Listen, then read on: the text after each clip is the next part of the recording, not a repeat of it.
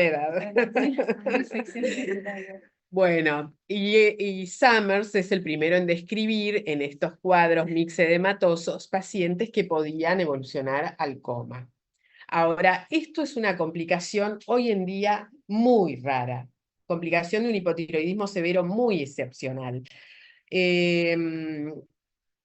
Está asociado a disfunción multiorgánica, compromiso neurológico, y tiene una mortalidad muy alta si uno no lo diagnostica rápidamente y no lo trata en forma agresiva. Pero vean, comparado con la crisis, ¿qué pasa? El hipotiroidismo cada vez se diagnostica más. Es más, se diagnostica demasiado. Cada mes se lo trata más precozmente. Entonces, la frecuencia de coma hipotiroideo en las últimas décadas cayó muchísimo.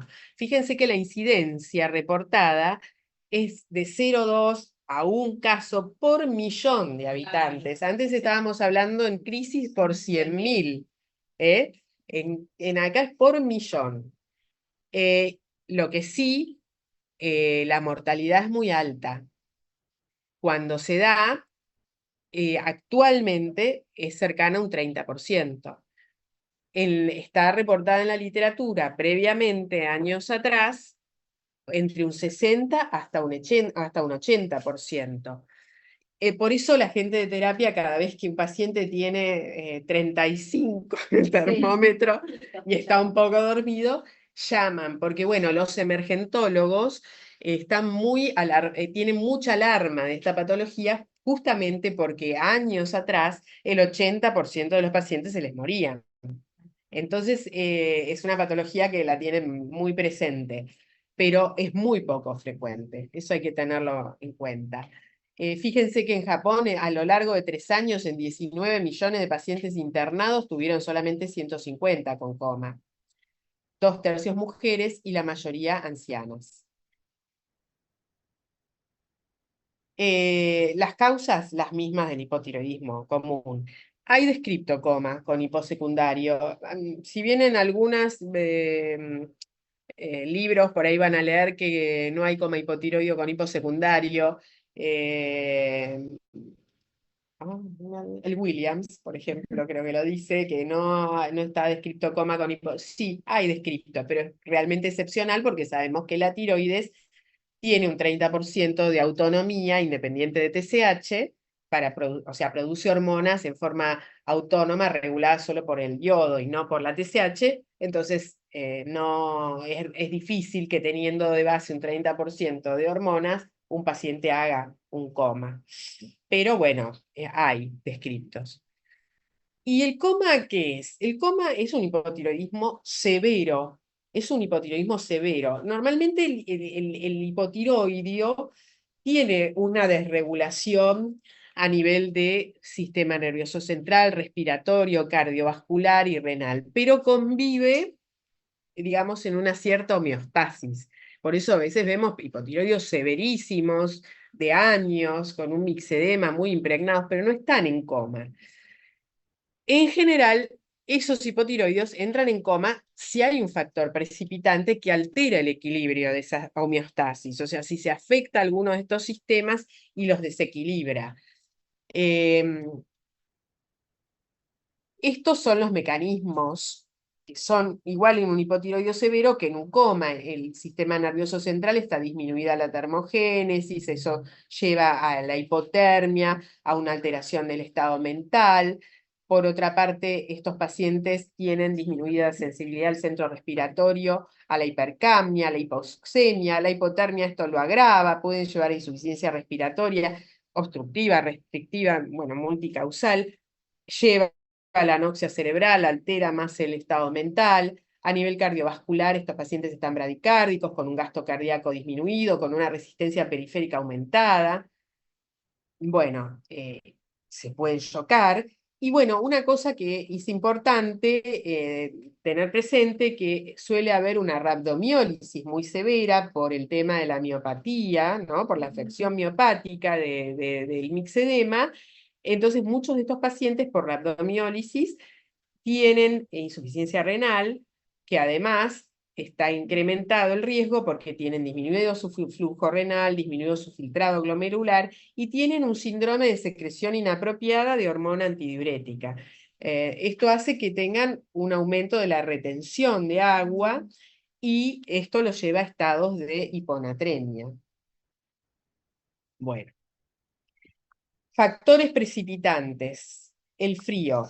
Es raro un coma en verano. El coma suele venir en el invierno. El frío es un factor, el frío extremo, por supuesto las infecciones, y no se las voy a enumerar todas, pero el uso de anestésicos, psicofármacos, abandonar el tratamiento con con levotiroxina, traumatismos, quemaduras, alteraciones metabólicas, cuadros que puedan comprometer la suficiencia respiratoria. Todos estos pueden ser factores desencadenantes y también consecuencias.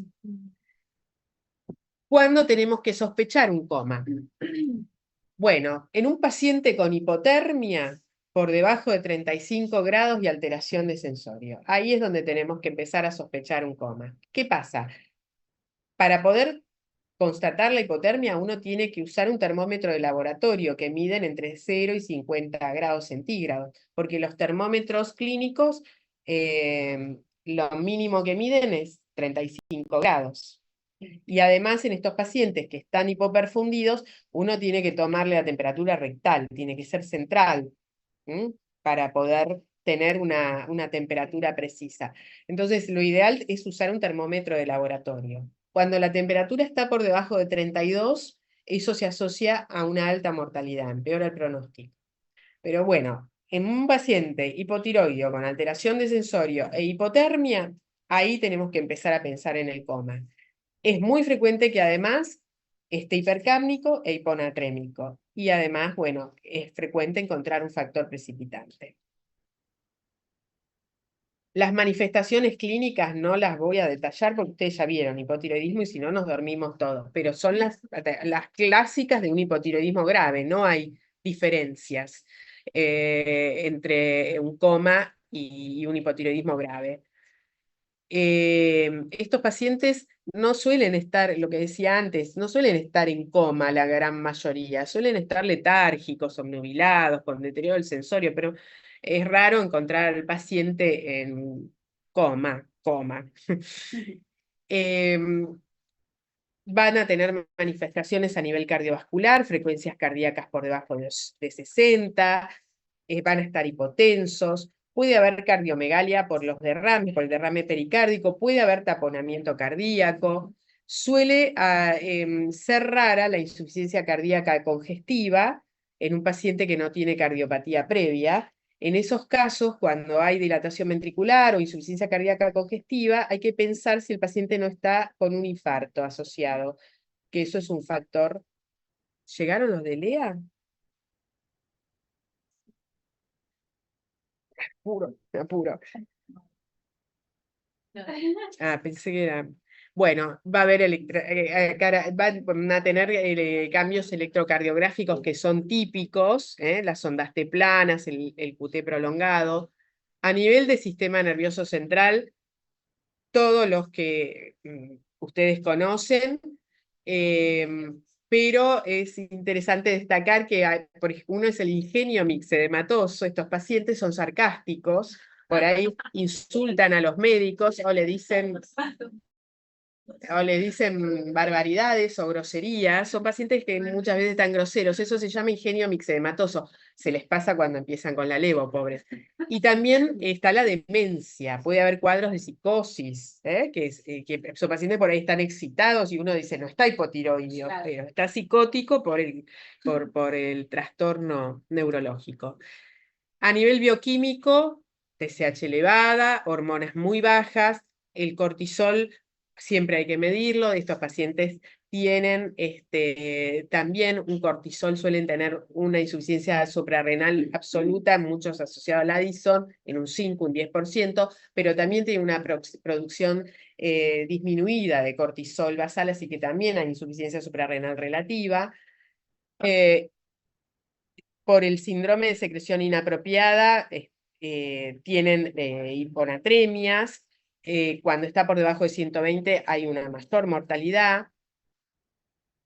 pueden tener trastornos coagulatorios, porque disminuyen los factores de coagulación. Es muy frecuente el Willebrand adquirido, que se corrige con el tratamiento con levotiroxina.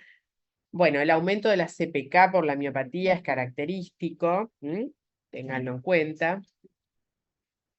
Y este también es un score que diseñó Popov-Beniuk, un poco basado en la experiencia de Barchi-Wertowski. Trató de diseñar algo parecido, también sin ningún tipo de validación clínica, para sensibilizar el diagnóstico de coma. Y también tomó en cuenta lo que el sistema regulatorio, el sistema nervioso central, los hallazgos gastrointestinales, el evento precipitante, la disfunción cardiovascular, y además agregó las alteraciones metabólicas.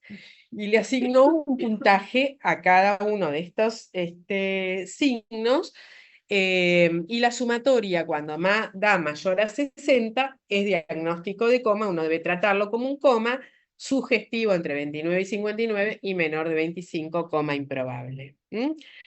Y este es el único score que hay, así que no me voy a comparar con ningún otro, el único que hay hasta ahora. No, voy a comparar con otro. Ahora lo muestro. Pero digamos, este es el clásico que usa todo el mundo. Este otro grupo trató de buscar algo un poco más objetivo y más simple, y entonces tomaron para lo neurológico el Glasgow y le asignaron un puntaje de acuerdo al nivel de Glasgow. Tomaron la TSH, 30, lo usaron como límite de corte, más de 15, la T4 baja por debajo de 0,6, T4, total. Hipotermia menor de 35,5, frecuencia cardíaca menor de 60 y factor precipitante. Entonces la sumatoria de estos puntajes, cuando es por arriba de 8, por debajo de 5, no tratarlo, es improbable, y entre 5 y 7, bueno, queda a criterio de cada uno. Y dale con que le pego el golpe y... por ahí es práctico. Claro, es práctico. Este es práctico, pero ninguno de los dos está validado clínicamente. Y acá tenemos, este es un ejemplo de la literatura, un paciente con diagnóstico de coma. Ven que no es un coma, que no está en coma, que nos está mirando. Está ahí. Está ahí. Pero este es un hombre de 48 años, que duerme 20 horas por día, que tiene todos los psíquico, todos los síntomas, 28,7 de temperatura rectal. Fíjense que está completamente alopésico, macroglosia, 38 de frecuencia cardíaca, TSH más de 100, hormonas indetectables, la CPK, miren, 2500, anémico, plaquetopénico, tenía derrame pericárdico. Bueno, si cuando a este hombre le hacemos el score, tiene menos de 32 de temperatura, somnolencia, menos de 40 de frecuencia, los cambios electrocardiográficos, hipotensión 90 le da el score. Y acá tenemos cómo evolucionó, o sea, pasó de ser Shrek, pasó a ser un alienígena, y después mi tía Olivia. Digamos que fue evolucionando. Pero bueno, esto está publicado y es el mismo paciente a los 50 días del alta y 7 meses después de haber sido tratado. En el medio cursó con una neumonía, requirió ventilación, hizo una hemorragia digestiva, hizo todas las complicaciones del coma. Y el tratamiento. Bueno, el tratamiento, como dije antes, hay que hacer diagnóstico precoz, tratarlo, porque las primeras 48 horas condicionan el pronóstico. También medidas generales de soporte, tratamiento de las causas desencadenantes, de las agravantes, y corregir el déficit hormonal. Medidas de soporte, lo mismo que la crisis. Pacientes que tienen que estar monitoreados, vigilados, con electrocardiograma continuo, sobre todo para detectar alteraciones isquémicas, también arritmia, pero bradiarritmia, ¿no? Corregir la hipoxemia y la hipercapnia es importante, mantener la vía aérea permeable. Y una cosa importante a tener en cuenta que estos pacientes, como están edematizados, es clásico que les empiecen a dar diuréticos para corregir los edemas y la hiponatremia. Estos pacientes tienen una secreción inapropiada de hormona diurética. Lo que hay que hacer es restricción hídrica. Si la anatremia está muy por debajo de 20 o por debajo de 120, perdón, ahí uno puede inicialmente asociar aporte de sodio con mucha cautela y furosemida para evitar la mielinólisis pontina, pero en realidad solamente cuando hay una hiponatremia que ponga en riesgo la vida. Si no, es restricción hídrica. Y después hay que calentarlos. Cada uno elegirá el método. O sea, no con medidas de calentamiento rápido que puedan hacer una vasodilatación brusca y se choquen, Claro. pero tienen que estar en un ambiente cálido, con mantas, o sea, no estar en la terapia Con el aire desnudos acondicionado. con el aire acondicionado. Tratar las causas desencadenantes con antibióticos de amplio espectro y como dije antes, identificar el factor precipitante. Glucocorticoides empíricos, siempre, y siempre previos a la levotiroxina. Recuerden que si nosotros le damos la levotiroxina a un paciente que está con una insuficiencia suprarrenal relativa o absoluta, podemos desencadenar una crisis adrenal. Entonces, siempre previos a la levotiroxina, a dosis 3, esa es una recomendación fuerte. En estos casos también la reposición de fluidos tiene que ser con un control estricto de la PBC. A veces requieren transfusiones porque están muy anémicos, a veces requieren vasopresores porque están muy hipotensos. También suele haber hipoglucemia, entonces aportar solución glucosada, controlar la diuresis, prevenir las escaras, que a veces se le da bolilla, pero estos pacientes escaran muchísimo, y evitar los sedantes, porque el metabolismo de los sedantes ya están bastante sedados en general, pero el metabolismo está enlentecido y se pueden intoxicar. Y bueno, con respecto a la corrección del déficit hormonal, acá empieza a haber controversia, porque tampoco hay prospectivos. ¿Qué es mejor? ¿Qué tipo de hormona usamos? ¿T4 sola, T4 y T3, T3, T3? Hay reportes en la literatura con diferentes tipos de tratamiento. También la dosis, la vía, la frecuencia de administración, no hay RCT con esto. Entonces, es algo que también uno es de un manejo un poco empírico. Y siempre tiene que uno tener en cuenta que estos pacientes que son ancianos pueden uno precipitarle un ataque de arritmia o un infarto cuando les suministra las hormonas tiroideas si tienen una enfermedad coronaria, por ejemplo, subyacente, latente, desconocida, y uno le aumenta bruscamente el gasto cardíaco, ¿no es cierto? Lo más, digamos, recomendado, en lo que más se coincide en la literatura, es en el uso de T4 solamente. El pool de T4 extratiroides de alrededor de 500 miligramos. Entonces, no, hay que tratar de no superar nunca esa dosis, porque si uno supera el aporte brusco de 500, más de 500 miligramos de T4, microgramos, no miligramos, le puse mal, microgramos de T4, puede aumentar la mortalidad, empeora el pronóstico.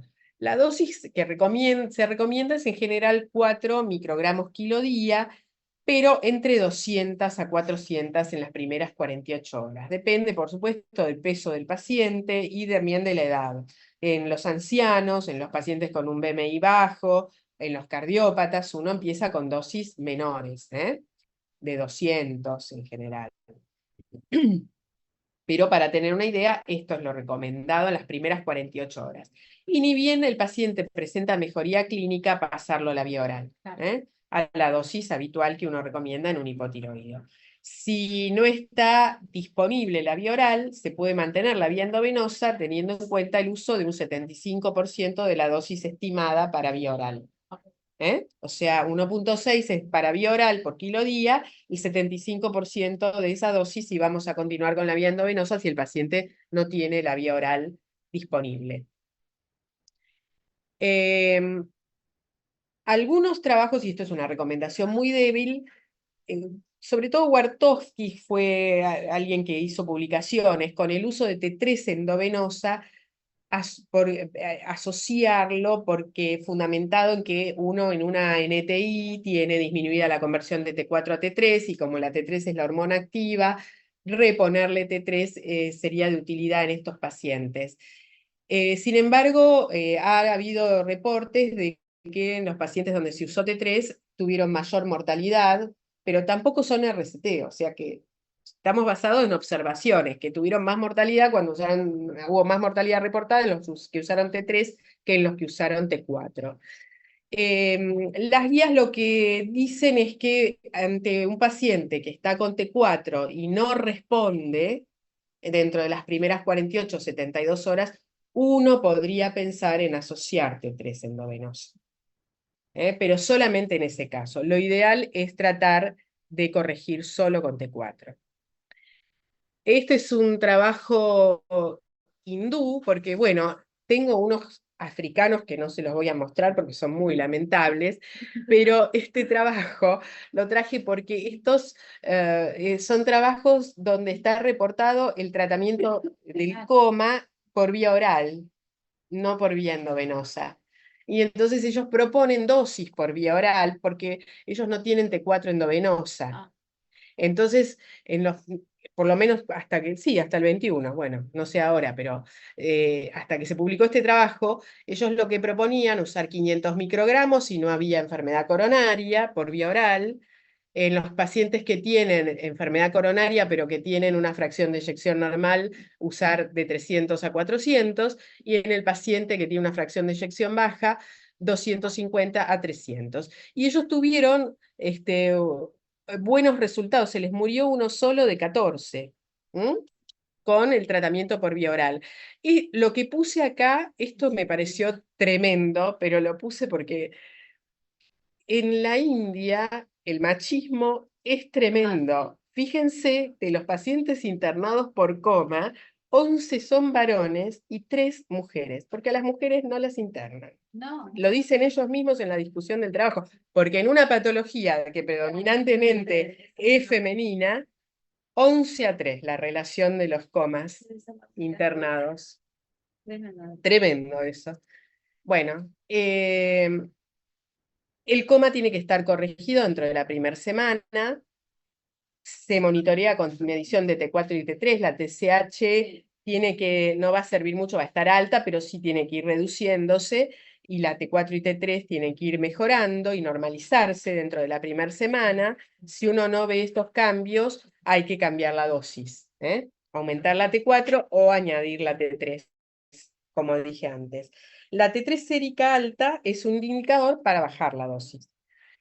Bueno, los indicadores pronósticos, no me voy a detener tanto porque veo que están los sándwiches, pero la hiponatremia, como dije antes, menos de 120, la temperatura menos de 32 grados, el retraso diagnóstico, la T3 persistentemente no dosable, el uso de dosis mayores a 500 de levotiroxina endovenosa y el requerimiento de catecolaminas. Esos son los más destacables.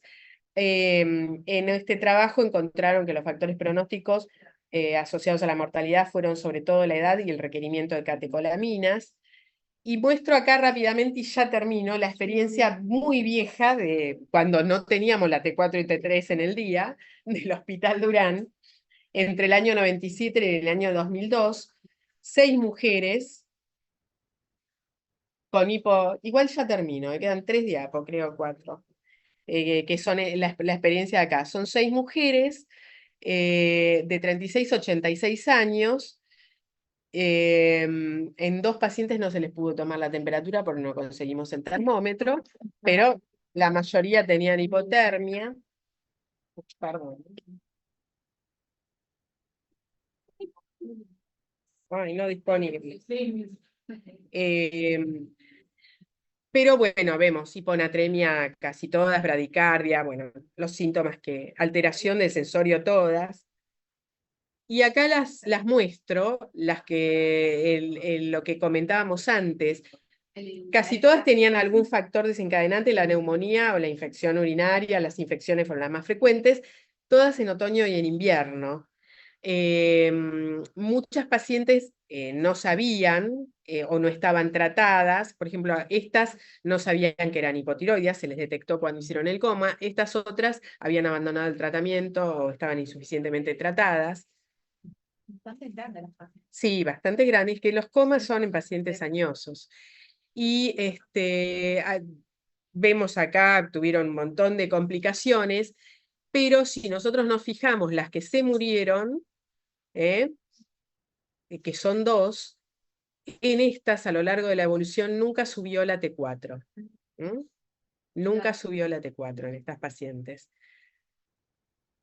Y como conclusiones de ese trabajo, bueno, que hay que tratarlos inmediatamente, que tratar el factor desencadenante, que el 100% fueran mujeres, a diferencia de lo que le pasa en estaciones frías, que en dos de cada 3 pacientes no había diagnóstico previo de hipotiroidismo, lo cual en ese momento, hoy en día esto no pasa, en ese momento había mucho subdiagnóstico, y que si bien se observó mejoría de la T4 y TSH en todas las pacientes, cuando no pudieron superar las complicaciones como las neumonías, el ARM, todas esas que tuvieron, eso repercutió en el éxito clínico.